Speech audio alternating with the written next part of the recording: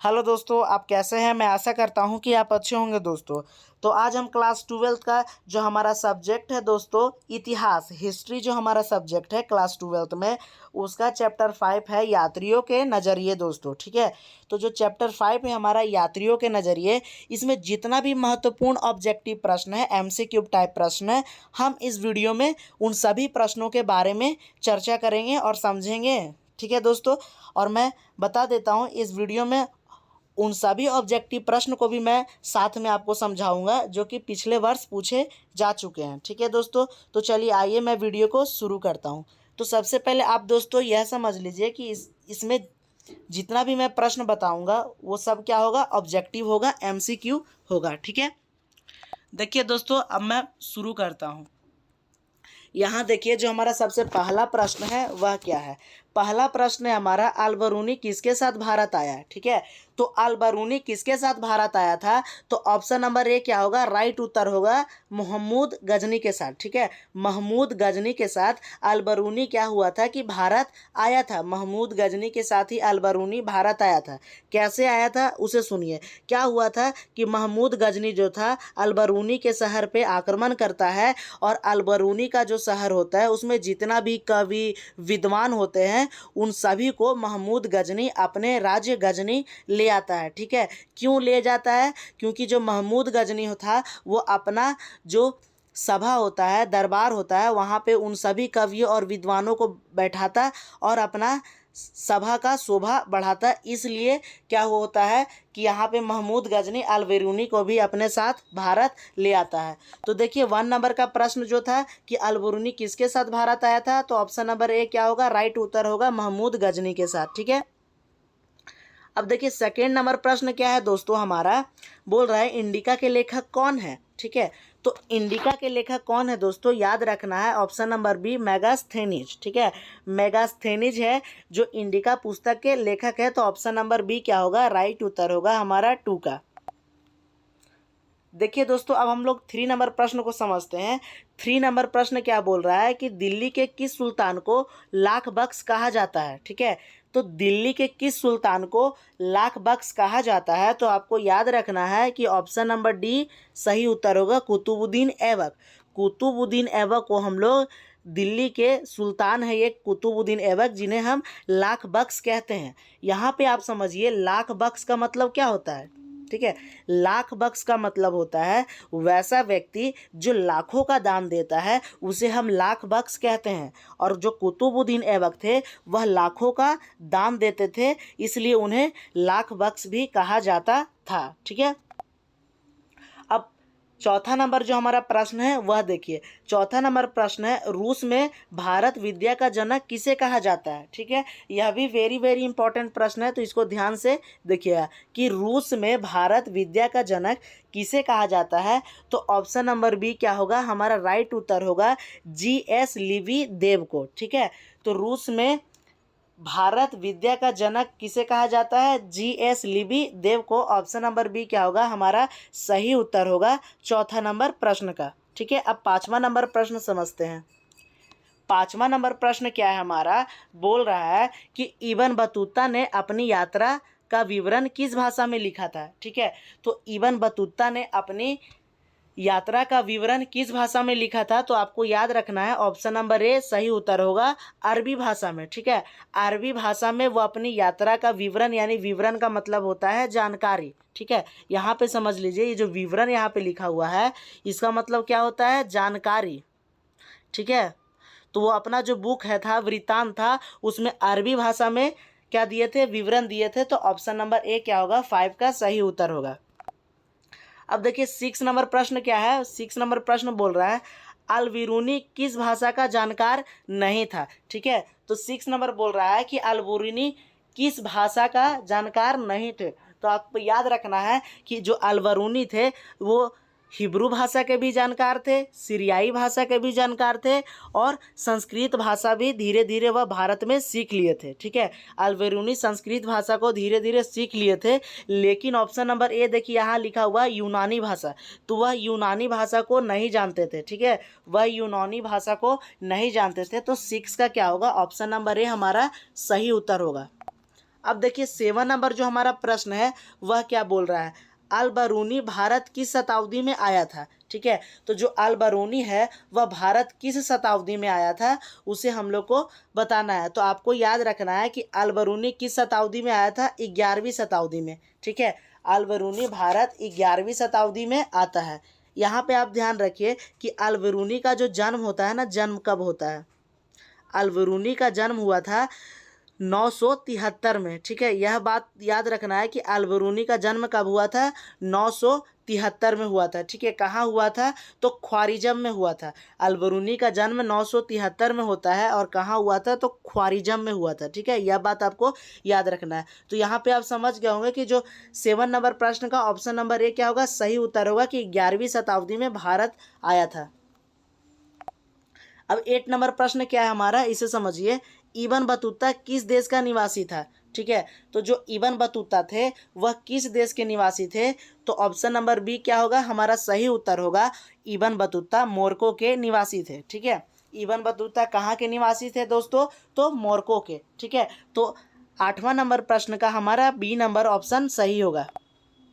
अब देखिए 9वां नंबर प्रश्न क्या है, बोल रहा है किस विदेशी यात्री ने पुराणों का अध्ययन किया। ठीक है, किस विदेशी यात्री ने पुराणों का अध्ययन किया, यह आपको बताना है। ठीक है, तो आपको एकदम याद से ध्यान रखना है, यह प्रश्न पूछा जाता है। ठीक है, तो यहाँ पर याद रखना है कि अलविरूनी ने, ठीक है, अलबिरूनी ने पुराणों का अध्ययन किया भारत आके। ठीक है, भारत के जितने भी पुराणों थे उसको अलविरूनी ने पढ़ा लिखा। ठीक है, तो ऑप्शन नंबर क्या होगा हमारा, ए सही उत्तर होगा हमारा 9 का। अब 10वां नंबर देखिए प्रश्न क्या है, यहाँ पे बोल रहा है भारत में सती प्रथा का आंखों देखा हाल किसने प्रस्तुत किया। भारत में सती प्रथा का आंखों देखा हाल किसने प्रस्तुत किया था, किसने बताया था, तो इबन बतूता ने दोस्तों। ठीक है, इबन बतूता ने अपने आंखों से सती प्रथा को देखा था। अब मैं यहाँ पे बता देता हूँ कि आखिर सती प्रथा क्या है। तो देखिए सती प्रथा क्या होता है कि जब कोई पुरुष मर जाता है तो उसकी पत्नी को उसके साथ ही जला दिया जाता है, इसी प्रथा को हम लोग सती प्रथा कहते हैं। यदि सिंपल भाषा में बोले तो जब कोई पुरुष और स्त्री जिनका शादी हुआ हुआ रहता है और पुरुष यानी जो लड़का होता है वह मर जाता है तो लड़की को भी साथ में जला दिया जाता है, उसकी पत्नी को भी। ठीक है, इसी को सती प्रथा कहते हैं और भारत में सती प्रथा को इबन बतूता ने अपने आंखों से देखा था दोस्तों। ठीक है, तो 10 का ऑप्शन नंबर ए क्या होगा, सही उत्तर होगा। यहाँ पे देखिए दोस्तों बोल रहा है 11 नंबर प्रश्न, इबन बतूता किस सुल्तान के शासनकाल में भारत आया। ठीक है, तो इबन बतूता किस सुल्तान के शासनकाल में भारत आया था, तो यह क्या होगा, ऑप्शन नंबर ए हमारा सही उत्तर होगा महमूद बिन तुगलक। ठीक है, मोहम्मद बिन तुगलक के शासनकाल में इबन बतूता क्या होता है कि भारत आता है। तो 11 का ऑप्शन नंबर ए क्या होगा, हमारा सही उत्तर होगा। अब देखिए अगला जो हमारा प्रश्न है 12 नंबर, वह क्या है, बोल रहा है किताब उर रेहला में किसका यात्रा वृत्तांत है। ठीक है, तो किताब उर रेहला में किसका यात्रा वृत्तांत है, तो इबन बतूता का यात्रा व वृत्तांत है। ठीक है, किताब उर रेहला जो है उसमें इबन बतूता का यात्रा वृत्तांत है। तो 12 का ऑप्शन नंबर सी क्या होगा, हमारा सही उत्तर होगा दोस्तों। ठीक है, अब देखिए हम 13 नंबर प्रश्न की ओर बढ़ते हैं।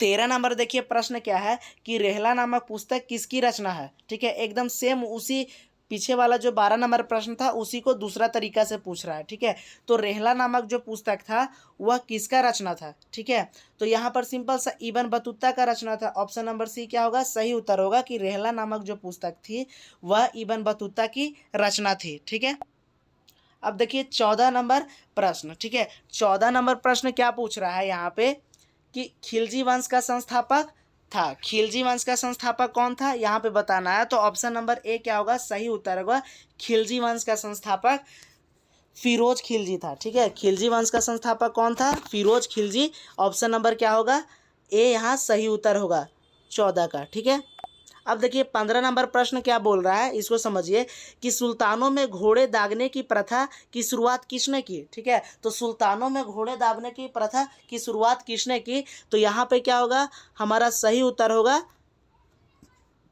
सबसे पहले आप समझ लीजिए कि घोड़ा दागने की प्रथा क्या होती है, फिर मैं बताता हूँ सही उत्तर क्या होगा।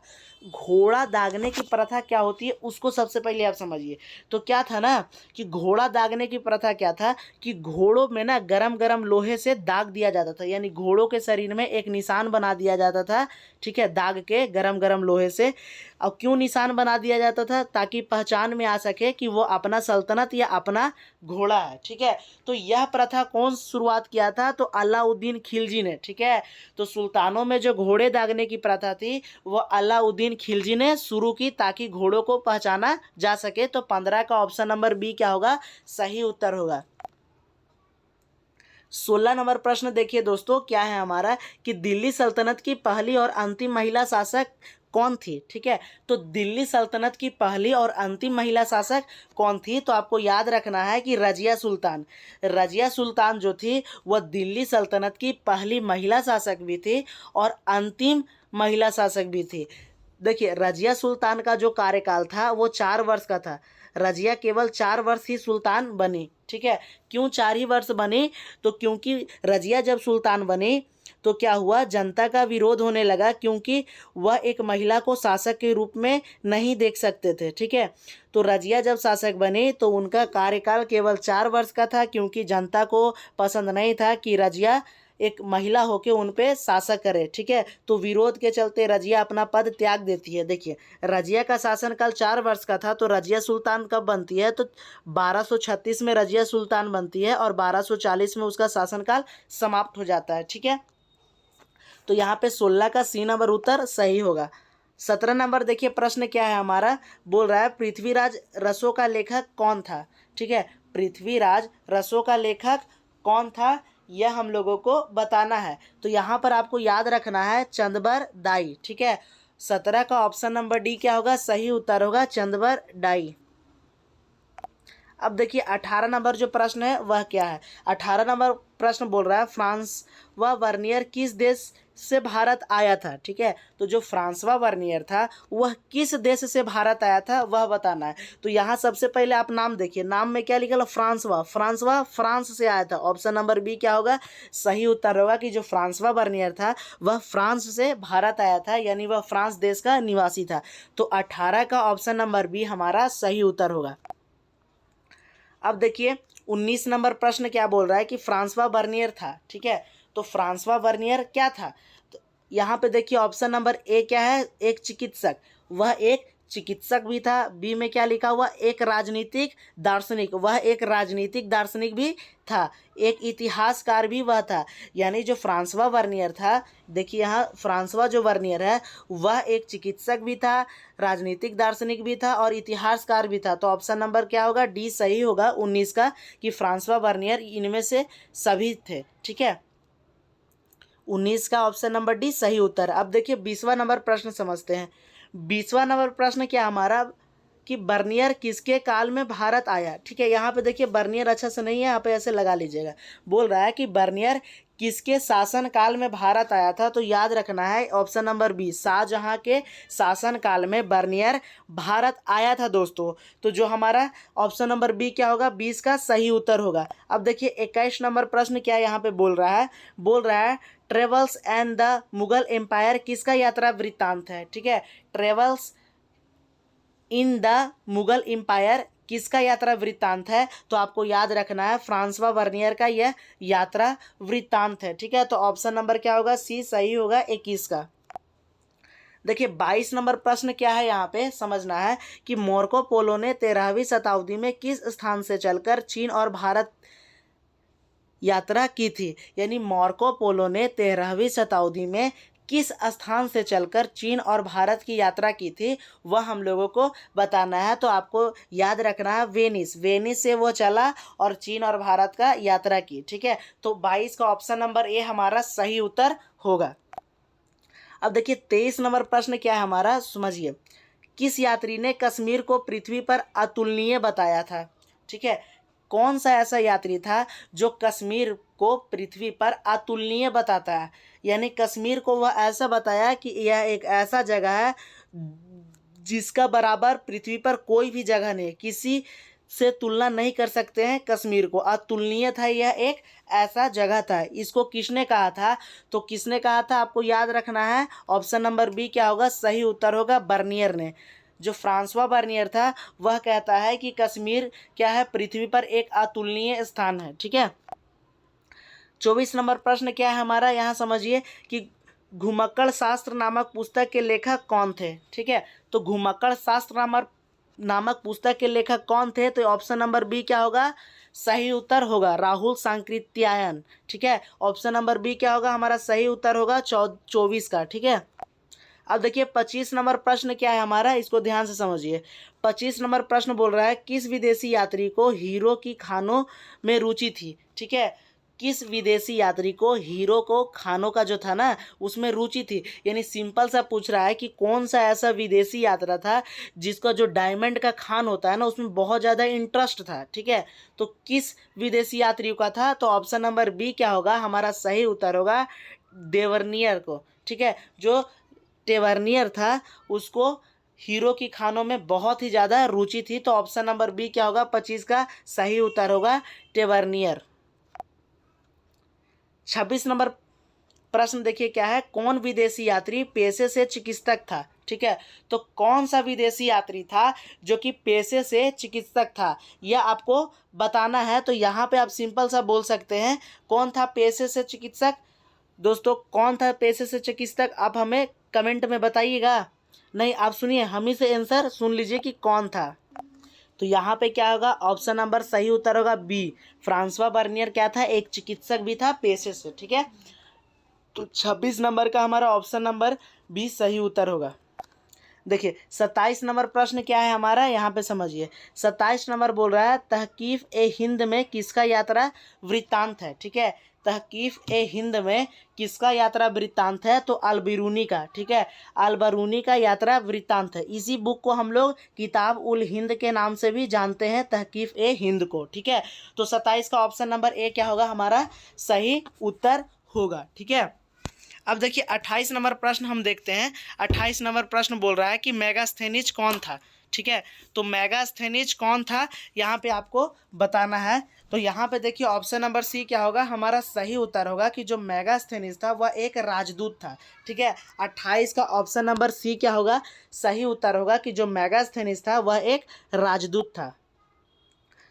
अब देखिए दोस्तों 29 नंबर प्रश्न क्या बोल रहा है, चित्तौड़ के विजय स्तंभ का निर्माण किसने कराया था। ठीक है। दो चित्तौड़ का विजय स्तंभ था उसका निर्माण किसने कराया था? तो महाराणा कुंभ ने। ठीक है। ऑप्शन नंबर ए क्या होगा, सही होगा, महाराणा कुंभ ने करवाया था। तो 29 का ऑप्शन नंबर ए क्या होगा हमारा, एकदम सही उत्तर होगा। अब देखिए 30 नंबर जो हमारा क्वेश्चन है बोल रहा है, 30 नंबर प्रश्न कि अलाई दरवाजा का निर्माण किसने करवाया था। ठीक है। तो जो अलाई दरवाजा था उसका निर्माण किसने करवाया था हमें बताना है। तो देखिए अलाई दरवाजा का निर्माण किसने कराया था? तो ऑप्शन नंबर क्या होगा, डी हमारा सही होगा, अलाउद्दीन खिलजी ने। ठीक है। अलाउद्दीन खिलजी ने क्या किया था कि अलाई दरवाजा का ये निर्माण कराया था। ठीक है। तो ऑप्शन डी नंबर क्या होगा, 30 का सही होगा।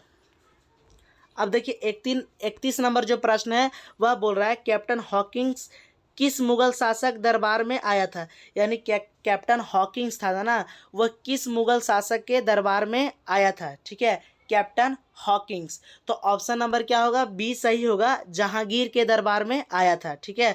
तो जो कैप्टन हॉकिंस था वह जहांगीर जो कि मुगल शासक का दरबार था वहाँ पे आया था।